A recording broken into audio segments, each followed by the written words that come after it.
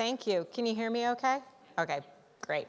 No, we have a great panel for you today, and we're going to be discussing early stage incubator models and early stage corporate investing, and hopefully there's going to be a little controversy here, I think, maybe. Howard. Okay, so let's go down. Let's go down. Why don't we just go down the row and please introduce yourself. Hi, everyone. I'm Lana Caron. I'm a managing partner at Phillips Ventures. I lead business development and partnering activities in North America. Great. Thanks. Hello, everyone. I'm Fiona Mack. I'm the regional head of J-Labs, located in Houston at the Texas Medical Center.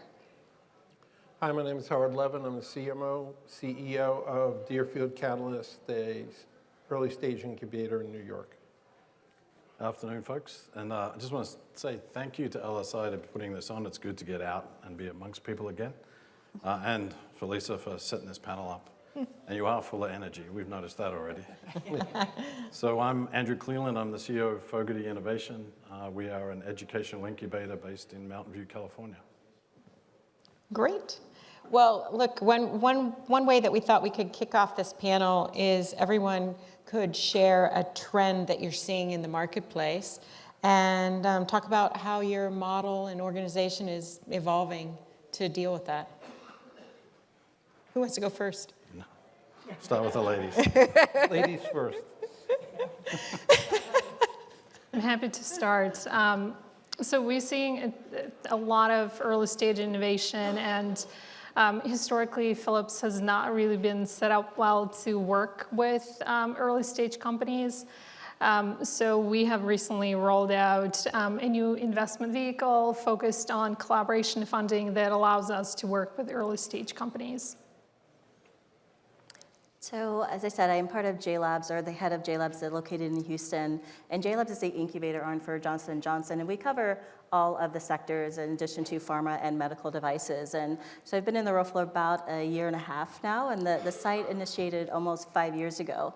And in that time, I think we see an expansion from not only just like physical devices to really more of the digital devices and wearables that we're seeing kind of trends. And what our new focus is on is seeing how we can combine digital surgery, digital robotics efforts to incorporate into our current portfolio. So we very much the same have generated a few tools in which we can help de-risk that technology for early stage companies from an investment perspective. So allowing our sectors to really think about what really would be the front edge of innovation and what tools we can help to enable the entrepreneurs to reach a point where they really could be onboarded into our organization. So we work mostly like in the back of the napkin seed Series A area. And what we've noticed is that two things. One is that devices are no longer, they originally a sharper scalpel, and then they moved to more of a, even mechanical and then integrated electromechanical. Now you're seeing devices which are drug delivery, or you're seeing devices that are integrated with digital and AI and all that. So I think the devices are no longer, that sort of catheter-only thing. It's this big, broad area. And the other thing that I'm hoping I'm seeing, but they can tell me if I'm lying, is that because of a lack of early stage VCs, some of the strategics, I think, are moving a little earlier in their area investment. I think J-Labs is a great example of that, et cetera. So I think it'd be remiss, again, not to talk about the last couple of years of COVID. So I think our companies have learned to be a little bit more capital efficient. The trends we're seeing, I think, very similar. That we're seeing increasing in plays in digital health, which I still think is a long, long way to go. And there's a lot of shoddy companies out there, but we'll see over time. And I think I was a bit surprised to see how many diagnostics companies are coming our way. And again, obviously not aimed at the virus, but aimed at point of care blood test. We've got a skin cancer company in the crowd here. So we've been seeing more diagnostics than I would have expected. And I agree with you. I mean, I think that One of the problems, if you asked me like 5 or 10 years ago, I would never even consider a diagnostic company because there's no return on it. But as, you know, even like what we see are things like for drug companies, right? So you have $1,000 a dose pill or something like that, right? You want to get that number needed to treat or your, you know, your responder rate up higher. So you need some sort of diagnostic, whether it's based on physiological measurements or, you know, blood or something like that. You know, there is this real drive towards these diagnostics. And there was a first just then. That's the first time in about 15 years that we've known each other who's actually agreed with something. That's right. Don't worry, we have the next question for that. But no, I would say, wouldn't you say that the diagnostics have had, especially during COVID, they've had to go to the patient or meet the patient where they are, not necessarily at the doctor's office or the hospital. But so Howard and Andrew, now here's that point of where you could, so how are your Taking models? dental with- How are your models, incubator models, different, similar? You know, would you want to contrast the two of your models here? After you. So, you know, our model is we will look, so Deerfield Catalyst is, we had our own incubator, Caridia, for the past 15 plus years. And about a year ago, we did a joint venture with Deerfield Management. And the nice thing about it is I don't have to spend 50% of my time on the road raising money. We have an operating budget, which is nice. But the other thing that comes in that differentiates us from a lot of other medical device incubators is the fact that Deerfield in-house has medtech, pharma, digital, and health services. So we're getting to work across a number of different things or look for projects that have a number of different things that could be anything from, you know, how do you improve, you have a device that helps reduce the cost in a value-based care for a health services company to better target drug delivery, you know, get a compound specifically to a specific area. So because of that, it allows, you know, we can see things that are not just pure medical device. The other thing is we tend to be very early, which is good and bad. But, you know, our job is, for a large part, is to develop well-vetted Series A companies and take the risk out of them so that, or take the major risk out of them so that, you know, at least there's a faster pathway or clearer pathway to approval.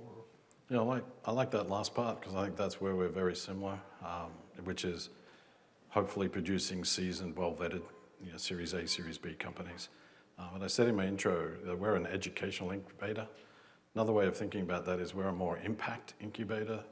We're focusing on developing the next generation of innovators, on educating folks around around our medtech ecosystem with the idea of strengthening the ecosystem. So people, companies, and ecosystem. Yeah.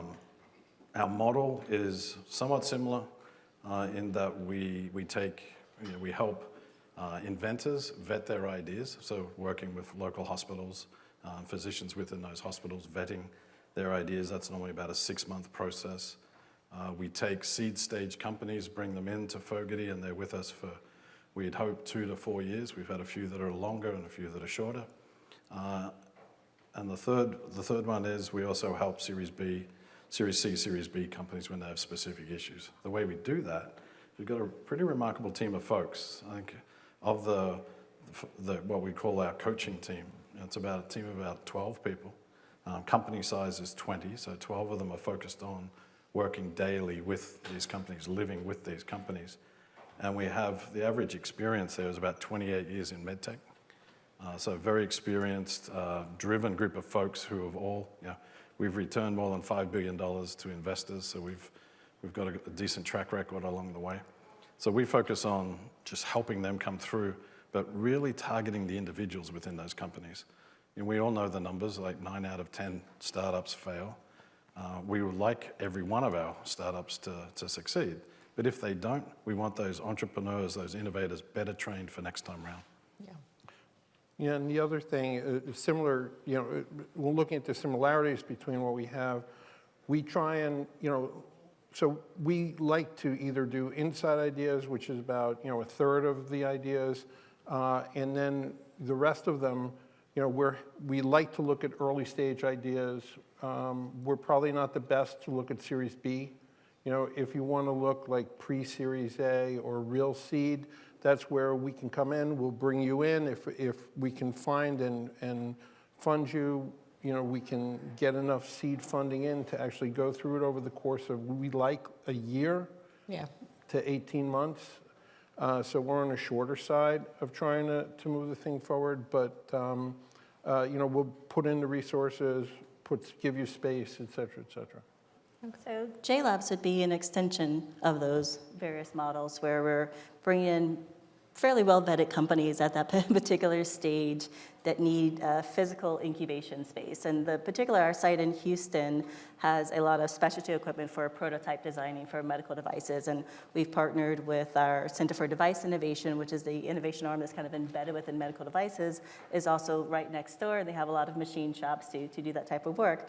But we do think that educational component for the entrepreneur is also key. So that continues on if you come into the JLabs organization through adding them with a mentor, which we refer to a JPAL, so someone who has an expertise internally within your field to really kind of guide you along kind of strategic interests of Johnson & Johnson. Although incubation within JLabs is a no strings attached agreement, but we do think we want to be able to provide you that support.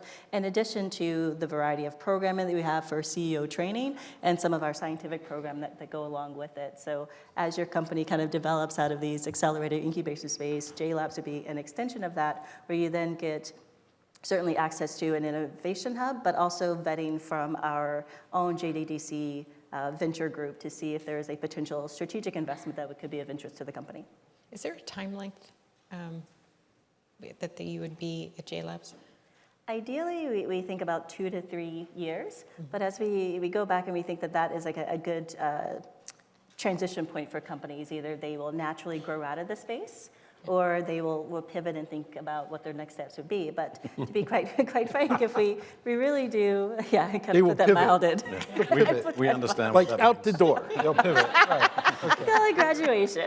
But as we look back in some of our data and thinking like how long does it really take to incubate a company to where they will get to a point where there would be a nice inflection point or onboarding into Johnson & Johnson or other larger deals, it really does take longer than 2 to 3 years. And so we have this analogy, what our head is wants us to be embedded in ecosystems and find, the red ping pong balls, right? So the specialty companies, the unicorns that we could cultivate. But others have the different philosophy that really what we have are these unripe avocados, right? That you have to kind of keep in our system and have them ripen until they get to a point where they are of useful for us. But then it's the same thing. If they're there too long, they become rotten and nobody wants them. So we're always trying to find the balance. So I think as guacamole. Yeah, you make guacamole then. But as a side head, that's kind of our constant trying to be abreast of what the companies are doing at each stage so we can begin to advocate for them internally, or once again, think about kind of some strategic changes that would help them along their journey. That's great. So at Philips, we are very focused on coaching and providing information that startups need to navigate Philips. Early stage innovation comes with risk. We talked a lot about risk last night. And so what we are focused on is really on de-risking that early stage innovation. And part of that is really understanding Philips well and where your innovation is going to land in the organization. So historically, it's been very difficult for us to identify a landing spot because very often early stage innovation is linked to a strategic area, but is not in the historically target space for us. So again, what we work on very closely with our portfolio companies and startups that we do not invest into, but intend to partner with, is identifying who are the champions within the organization and how can we build the links, or how can we identify projects, pilots, opportunities, light touch opportunities to get the proof points that we will need to really chart this path towards commercialization, because ultimately that's what it's all about for us. How can we help you commercialize your innovation, your technology, bring it to market, and ultimately help you exit? Let's see, so how about we talk about engaging with strategics, advice, and what's the best way to engage with strategics? Have something accretive.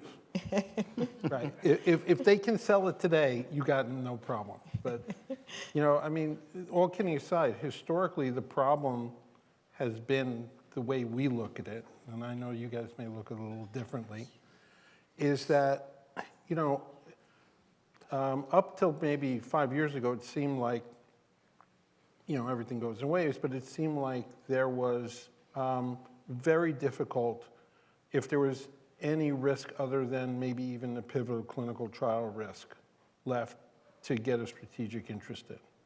Now, the strategics seem like they're moving, at least to me, seem like they're moving a lot earlier. And I wondered if you guys, how do you, at what point can some people that come out of Andrews and on my type of area come to you guys and say, hey, would you be interested? And what everybody in the audience wants to know is, if you get into JLabs or you get into Philips, does this mean they're going to buy you? No, that doesn't mean, Sorry. but that doesn't necessarily mean that you shouldn't try. And there are many reasons why you should engage with Philips or is strategic in general. And so my first advice to you is, if you are an innovator, if you have a company and you're interested in engaging with this strategic, be very clear what is the goal that you're trying to achieve. Are you trying to create a new channel? Are you trying to create or de-risk your proposition? Are you trying to get closer to KOLs that will help you get to that next milestone and help you land the next fundraise? Really be very clear what you're trying to achieve when you're reaching out to a strategic. And the other piece of advice that I always give to the startups that are reaching out to us is, think about a strategic like you think about a customer. Think about who your buyer is going to be, what P&L your product or service or solution is going to end up on, who is going to use your product or solution within Philips, and then articulate that in a way, pitch it in a way that you would pitch it to a customer. And if you approach it in that way, it makes it easier for us within Philips Ventures. We are a fairly small but mighty team. So any pre-work, any diligence that you can do on your end helps on our end, and that makes it easier for us to take that next step together. So for example, I love when folks reach out to me and say, hey, I have reached out to a general manager or business category leader. We connected at a conference. We had a great discussion, and here are some of the questions that he raised, or here's the feedback that he has given me. How do we take it to the next step? So that shows that somebody has done that pre-work, understands Philips landscape, and it helps me take them to the next step that much faster. I would agree that starting those conversations early are also quite key. Back to their avocado analogy, it's really trying to move along this journey with you and get you to a point where you have some strategic interest for the organization. So we talked about a bit of the programming that's done at JLabs in particular, where we really do try to highlight what our strategic focus areas for the organization would be, and trying to have those discussions of knowing where we are from a position and how your particular technology would relate to that would be enabled to have those later discussions. But coming to any of us with the idea is a key step to beginning that process. So I would encourage, even early discussions along that lines. I think startups are used to the word no, but as Lauren highlighted, there is some great feedback that you get even from having those initial conversations that could be guided, yes, for the very next step. So we're certainly open.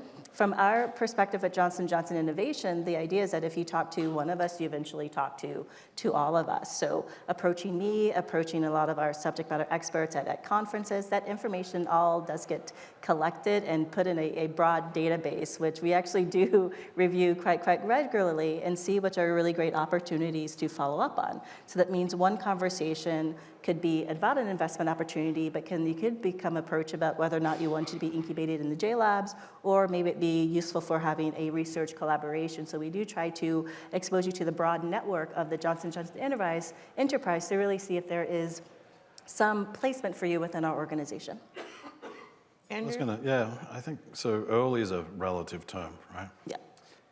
So I agree that you need to be initiating conversations at the right time. And that is not 3 weeks before you're going to be offering yourself up for auction. So it is early, but I think you've got to have a plan. Every one of us, if you're a CEO of a startup, you need to have a plan, a fully baked plan of how you're going to engage each of the strategics. Hopefully there's not just one, right? And by that I mean make sure you've done your diligence on who you're going to be talking to, when you're going to be talking to them. And we actually started, remember way back at Ardian, we had a whole year that we'd planned for what we called socialization. Getting out there, having conversations with people at conferences like this, and planning our discussions out. And one of the things that I got told after the acquisition by another company was that every time we'd spoken to them, they'd put out in front what we'd told them we were going to do. And the next time we'd speak to them, which would be at the next conference, they had confirmation that had we or had we not said what we were going to do, and they were actually just watching our cadence. So I think you've got to be very deliberate. You've got to go in with your eyes wide open, right? That you can go in too early. You will be informing their own internal programs if there are internal programs, so you need to be aware of that. And so I think just go in knowing that the folks are talking to you for their own interest, not for your interest, for their interest. It's both of us, right? Hopefully we'd like to have joint interest. But I can pick on Medtronic because they're not up here. And Chris might be in the audience. The point is it is their interest that you're trying to impress, not your great technology. It's do you fit in? So I think you need to really understand whether or not you fit in. I just want to chime in really quickly. I have a good example where a company reached out to us. They were very early, and we couldn't find a good landing spot. They were, again, linked to a strategic area, but we didn't really have a good P&L for them to land on yet. So they were seeking funding. We decided to pass on that funding round. However, they were persistent, and we were able to identify a project, a pilot, a collaboration with our research group. And as they continued to work with them, the organizational landscape changed. And so we identified a number of champions within the organization that said, you know what, this is going to be now on my roadmap, as part of my strategic plan. And as a result of that, we ended up investing. So all I can say, if you're an innovator, stay persistent and take small wins, right? Pursue those small wins. They do add up, and they will lead you to the goal that you're pursuing.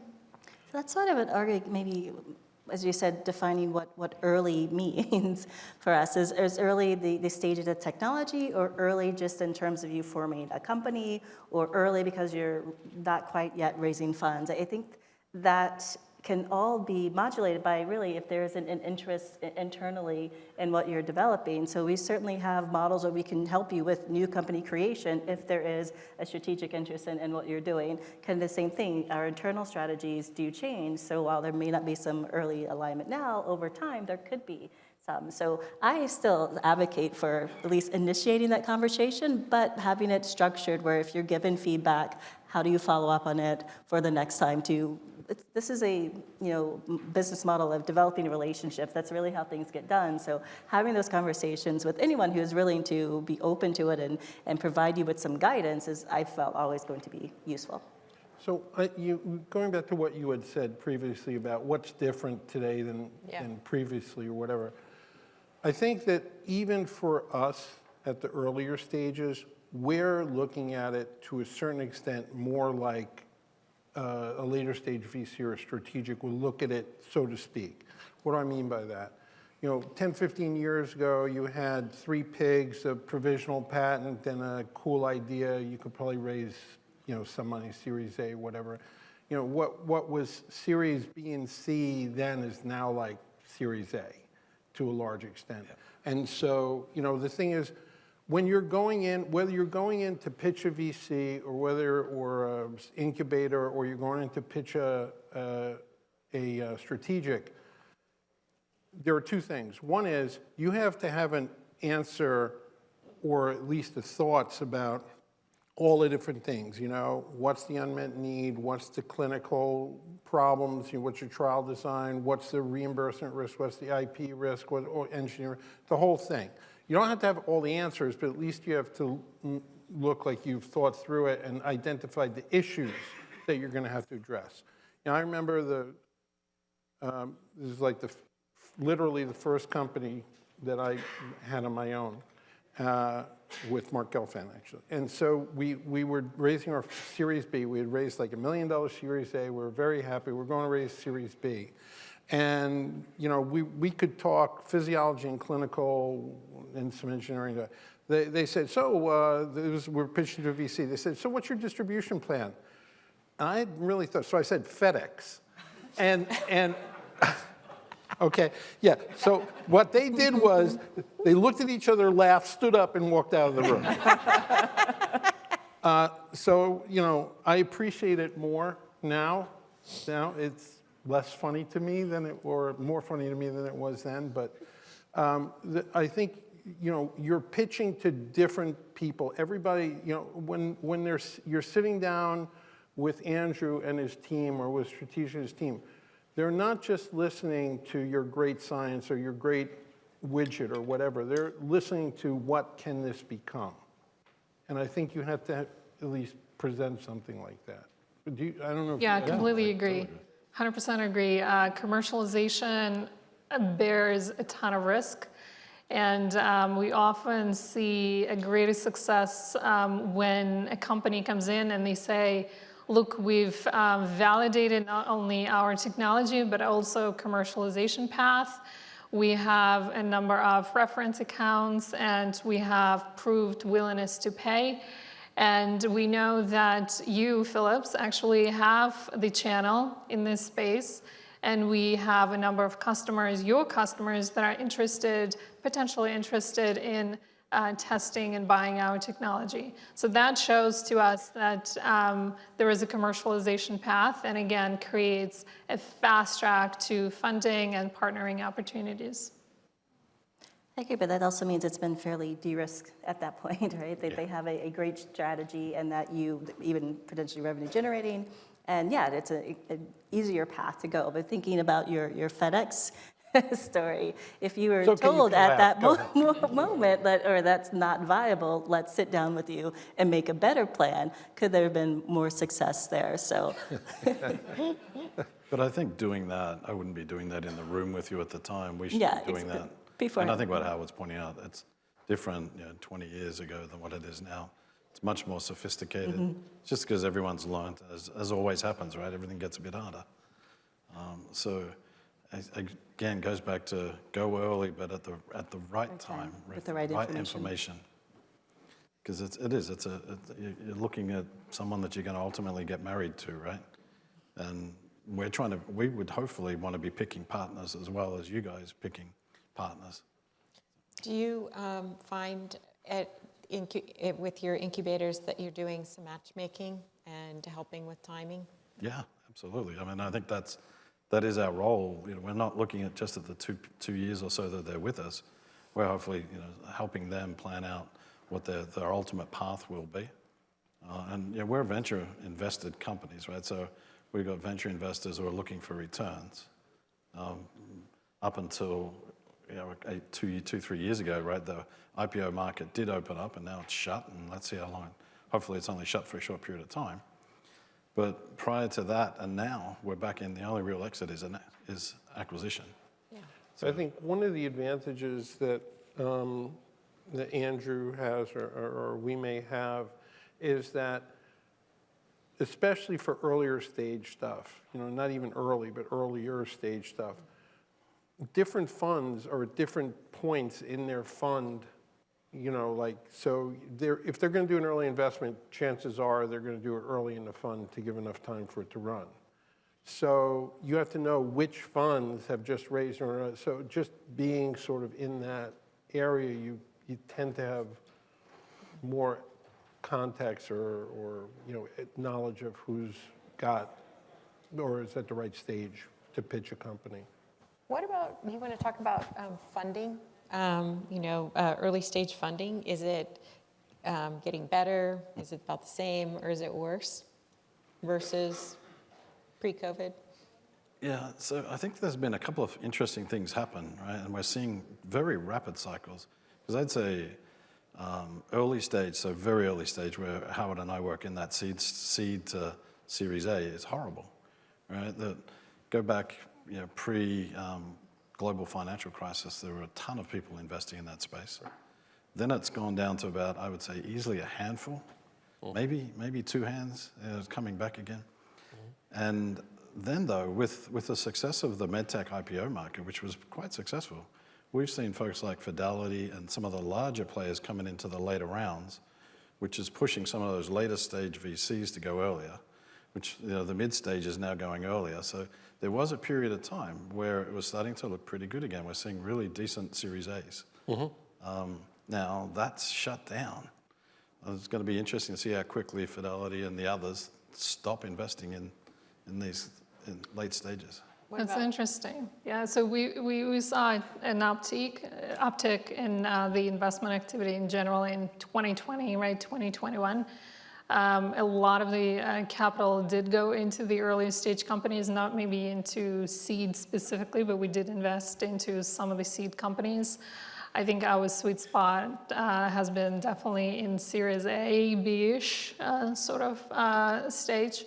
But I have seen definitely a lot of capital also going towards earlier stage. And again, as I mentioned earlier, we have rolled out a new investment vehicle that really helps with early stage investing, where we focus, if let's say we are not in a position to identify yet a landing spot, we can still fund that company through a collaboration funding vehicle that really focuses on a specific proof point or a number of proof points, and really helps us de-risk that collaboration or partnering opportunity. So let me ask you guys a question. From your point of view, I mean, we've seen, and maybe Andrew, I don't know if we've seen a lot of early stage deals done with like convertible notes. Nobody wants to set a valuation, so they do with convertible notes, or if I've even seen strategics come in and put in some money, then they get caught because their corporate governance says, it's not only 20%, you can only own so much of the company, or you can only be this size of an investor in a particular round, or all these things which I have no idea and don't understand. But do you think that strategics can actually invest in earlier stage companies, or do you really just get caught because it's too small for you to follow on later with the ownership you have? No, I do. Fiona, chime in as well. But what Phillips has done is really we focus on making sure that if it's an early stage company, we're not a lead investor, right? And there is a strong syndicate around us. And maybe we're not going to go after a large chunk of equity. And so we provide expertise and advice and guidance, right, to a company, but at the same time, if the company chooses to go a different direction come the next round, they're in a position to do that as well, and we are not really tied or holding them back, so to speak? Certainly from a pharma perspective, Johnson & Johnson usually goes in as a part of a syndicate. I've heard they can be more leads in medical devices, but we do utilize the same tools of convertible notes to really de-risk some of these technologies, particularly for some of the early stage JLabs companies, before we have the sector that we refer to it do more of the risk sharing for that component. So we still expect them to probably contribute in later rounds, so we have to have that strategic alignment from the very beginning. Yeah, we're definitely seeing more convertible notes. And I think you got to be so careful there, right? And these are normally seed stage. And unfortunately, I think you set expectations with some of these convertible notes with valuation expectations that are sometimes too high. Right? And, it sounds strange me saying that they're too high, but there needs to be a nice growth over time of the company's value, hopefully. So we see that being an issue. We're seeing more grant funding becoming available, and I don't know what's happened with NIH, but they're definitely sending out more cash, which is great. It's what we need. But still that dearth. I think there is a dearth. If you go and have a look at it's been record year after year after year, even through COVID, the amount of capital coming into VCs. But we're not seeing it get down to the Series A in the numbers we'd like it to be. So what about, you want to share where you are finding your best investee companies and your portfolio companies? How are they coming to you? There are 3 ways to engage with Philips: through a business champion, through a customer, and through Philips Ventures. If you have or working with a clinical partner, and they're a huge advocate of your technology, your solution, and it also happens to be a Philips customer, there is an easy way to get connected. You can always reach out to Philips Venture folks. We are on LinkedIn. We have a website, so you can easily reach out to us. And as I mentioned earlier, if you are able to navigate Philips, and I know that sometimes it's really difficult to identify the right champion within the organization, but if you are able to do that, go direct and connect with that champion and get their feedback on the technology, the solution, how it fits within their strategy, and then obviously we will get connected. You will get routed to us because, again, we are at Philips. Philips Ventures is a center of excellence, so we are leading all the investment and partner activities related to startups. So sourcing is a big effort for us. So I actually have physical space that I also have to fill that needs to be strategically aligned.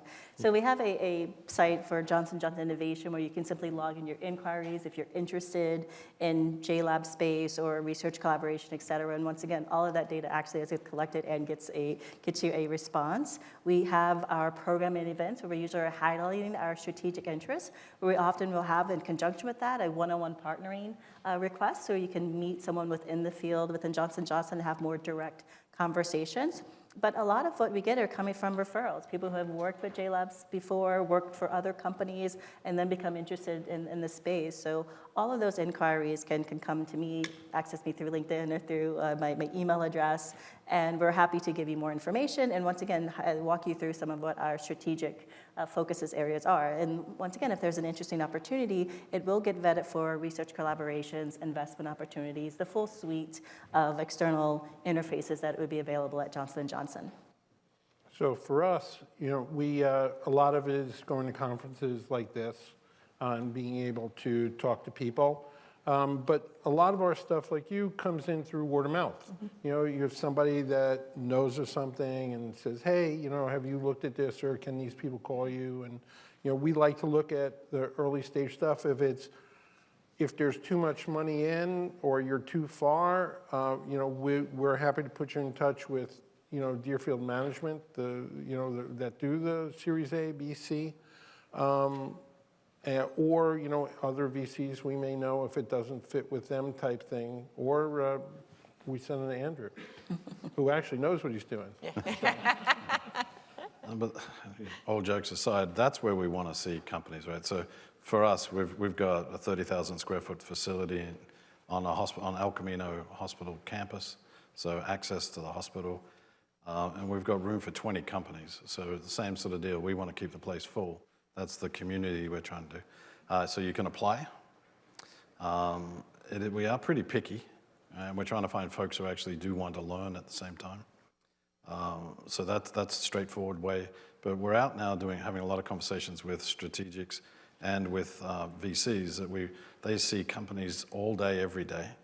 And what we've asked them to do is send anybody that they just think needs a little seasoning, send them to us. We'll help that company grow to a point where hopefully the strategic can take them back.